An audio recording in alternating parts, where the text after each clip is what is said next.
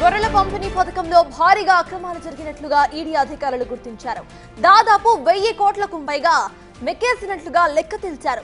CAG నివేదిక 254 కోట్ల scam అని చెప్పగా దానికి 4 సార్లు అక్రమాలకు పాల్పడినట్లుగా తేలిందంటూ ఇటు ఈడీ అధికారులే షాక్ అయ్యారు. నిందితులు గొర్రెల పథకం పైసలను ఎలా దారి మళ్లించారో పక్కాగా ఆధారాలు సేకరించారు. ఈ స్కామ్ లో ప్రధాన నిందితుడిగా భావిస్తున్న మాజీ మంత్రి తలసాని, మాజీ ఓఎస్డీ కళ్యాణ్ ఇంట్లో నిర్వహించిన సోదాల్లో పెద్ద ఎత్తున పాస్ బుక్లు దొరికాయి. 200కు పైగా బ్యాంక్ ఖాతాల పాస్ బుక్లు దొరకడంతో ఈడీ అధికారులు కేసును మరింత లోతుగా విచారించారు. దీంతో నిందితుల అవినీతి భాగోతమంతా కూడా బయటపడుతోంది. వారి బ్యాంక్ ఖాతాలను ఆన్లైన్ బెట్టింగ్ కోసం ఉపయోగించినట్టుగా గుర్తించారు. మొత్తం 31 సెల్ ఫోన్స్, 20 సిమ్ కార్డులను రికవరీ చేశారు. సిమ్ కార్డుల ద్వారా పలు బ్యాంక్ అకౌంట్స్ ను వాడినట్లుగా తెలుసుకున్నారు. లబ్ధిదారులకు ఇవ్వాల్సిన పైసలను అక్రమంగా కొంతమంది ప్రైవేట్ వ్యక్తుల ఖాతాలకు మళ్లించినట్టుగా పెద్ద ఎత్తున సొమ్ము చేసుకున్నారని కూడా అధికారులు చెబుతున్నారు. మొదట్లో ఈ స్కీమ్ లో 254 కోట్ల గోల్మాల్ జరిగినట్లుగా భావించినప్పటికీ 1000 కోట్లకు పైగానే అక్రమాలు జరిగినట్లు తేల్చారు. ఇప్పుడు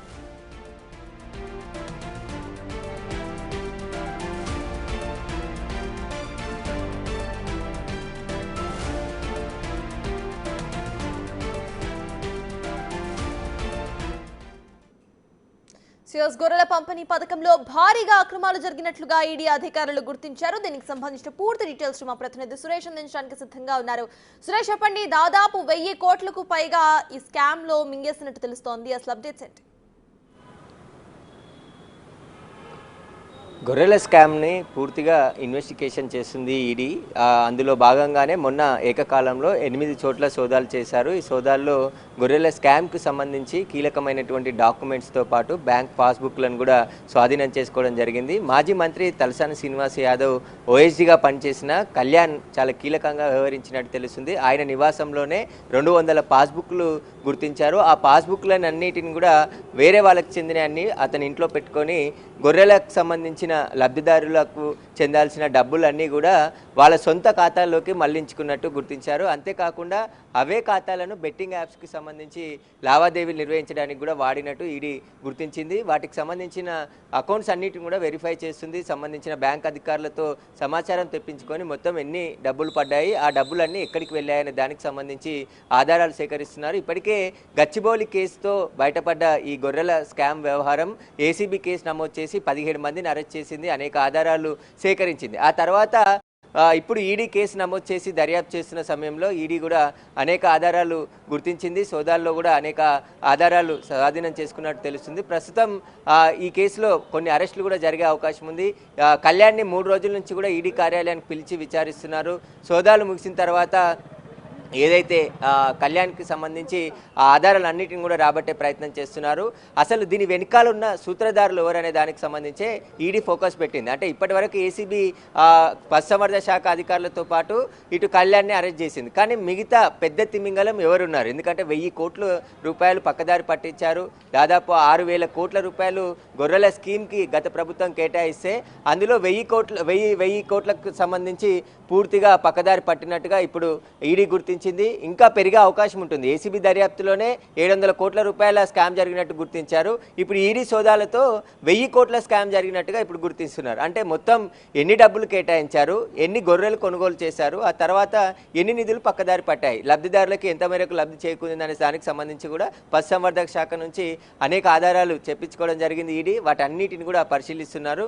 మొత్తం తెలంగాణ వ్యాప్తంగా ఈ స్కీమ్ అమలుకు సంబంధించిన డాక్యుమెంట్స్ అన్నిటిని కూడా పరిశీలిస్తున్నారు. ఆ స్కీమ్ని స్కామ్గా చేసి అందిన కాడికి తిన్నారు. అవన్నీ కూడా అంతిమంగా ఎవరు లబ్ధి పొందారనే దానికి సంబంధించే ఇప్పుడు ఈడీ ఫోకస్ పెట్టింది. అంతేకాకుండా మనీ లాండరింగ్ ఏమైనా జరిగిందా, ఇంకా క్విట్ ప్రోక్ ఏమైనా జరిగిందా, వాటికి సంబంధించి వివరాలు ఆరా తీస్తున్నారు. ఈ డబ్బులన్నీ కూడా బ్యాంక్ ద్వారానే, ఎందుకంటే లబ్ధిదారులకు అందించాల్సిన డబ్బులు గొర్రెలు కొనుగోలు చేసిన వారికి ఇవ్వాల్సి ఉంటుంది. అటు వాళ్ళకి ముంచేసి ఇటు లబ్ధిదారులకు ఇవ్వకుండా వాళ్ళ సొంతంగా ఖాతాలోకి డబ్బులన్నీ కూడా మళ్లించుకున్నట్టు గుర్తించారు. కాబట్టి ఇప్పుడు ఈడీ లోతైన దర్యాప్తు దర్యాప్తు చేస్తే ఇంకా మరిన్ని అక్రమాలు బయటపడే అవకాశం కనబడుతుంది. గొర్రెల స్కీము ఎంతో గొప్పగా చెప్పుకున్న గత ప్రభుత్వంలో 1000 కోట్ల స్కామ్ జరిగిందంటే ఏ మేర అవినీతి జరిగిందో మనము ఈ ఈడీ దర్యాప్తు బయటపడింది. కాబట్టి కాగు కూడా నివేదించింది. అంటే అసలు గొర్రెలు కొనుగోలు చేయకుండానే రీసైకిల్ అన్నట్టు ఆ బిల్లులు మాత్రం చూపించారు తప్ప ఎక్కడ గొర్రెలు ఇవ్వలేదు. కొందరికి ఇచ్చారు, మిగతావన్నీ కూడా పక్కదారి పట్టించారని చెప్పేసి కూడా గుర్తించారు. అయితే ఒక 2 వీలర్ పైన కూడా గొర్రెలు తీసుకెళ్లినట్టు బిల్లులు పెట్టారు. ఆ నెంబర్ ఆధారంగా దర్యాప్తు చేస్తే అది 2 వీలర్ అని తేలింది. 2 వీలర్ మీద 20 గొర్రెలు ఎలా తీసుకెళ్తారని చెప్పేసి కూడా ఏసీబీ అధికారులు, ఇటు ఈడీ అధికారులు కూడా ఆశ్చర్యపోయిన పరిస్థితి ఉంది. కాబట్టి వీటన్నిటికీ మొత్తం మూల కారణం ఎవరు, వీళ్ళ వెనకాల ఉన్నది ఎవరు, లోలోన కంపెనీకే ఎందుకు రేట్లు పెంచి, ఎందుకంటే మొదట ఒక రేట్ ఫిక్స్ చేశారు, ఆ తర్వాత మళ్ళీ రేట్ను పెంచి నిధులు విడుదల చేశారు. అవన్నీ కూడా ఎవరికి లబ్ధి చేకూరింది అంతిమంగా అనే దానికి సంబంధించి ఇప్పుడు ఈడీ దర్యాప్తు చేస్తుంది. ఈడీ దర్యాప్తులో సంచలన విషయాలు బయటపడుతున్నాయి. కళ్యాణ్ పాత్ర ఇందులో స్పష్టంగా ఉంది. ఆయన ఇంట్లో సోదాల్లో 200 పాస్బుక్లు దొరికినాయంటే ఆ పాస్బుక్ల ద్వారా ఎన్ని డబ్బులు దాంట్లో అకౌంట్లో వేసుకొని అవి ఎక్కడికి వెళ్ళాయనే దానికి సంబంధించి కూడా పూర్తిగా ఆరా తీస్తున్నారు.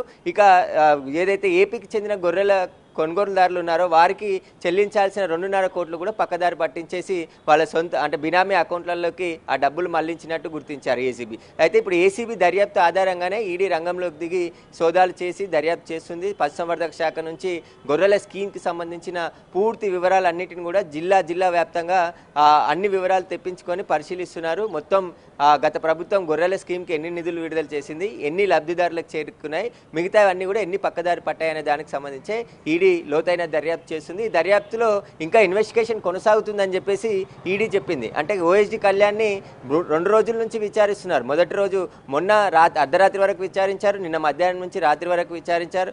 ఈ రోజు కూడా ఓఎస్డీ కళ్యాణ్ని విచారిస్తున్నారు. ఆయన వెనకాలన్న తిమింగలం ఎవరు అనే దానికి సంబంధించి ఇప్పుడు ఈడీ విచారణ జరుగుతుంది. కళ్యాణ్ నోరు విప్పి విజయాలు చెప్తే వారికి కూడా నోటీసులు ఇచ్చి విచారణకు పిలిచే అవకాశం ఉంది. ఇవన్నీ కూడా ఎలా స్కామ్ జరిగిందనే దానికి సంబంధించి ఈడీ లోతైన దర్యాప్తు అయితే చేస్తుంది. Thank you Suresh. మొత్తానికి గొర్రెల పంపిణీ పథకంలో భారీగా అక్రమాలు జరిగినట్లుగా ఈడీ అధికారులు గుర్తించారు. దీంతో ప్రధానంగా కళ్యాణ్ మీద ఇప్పుడు అధికారులు ఫోకస్ చేస్తున్నారు. కళ్యాణ్ ఇందులో దాదాపుగా 1000 కోట్లకు పైగా కూడా మింగేసినట్టుగా తేల్చారు. అయితే ఎన్నో సిమ్ కార్డ్స్ ను, ఫోన్స్ ను కూడా ఇప్పటికే సీజ్ చేశారు అధికారులు.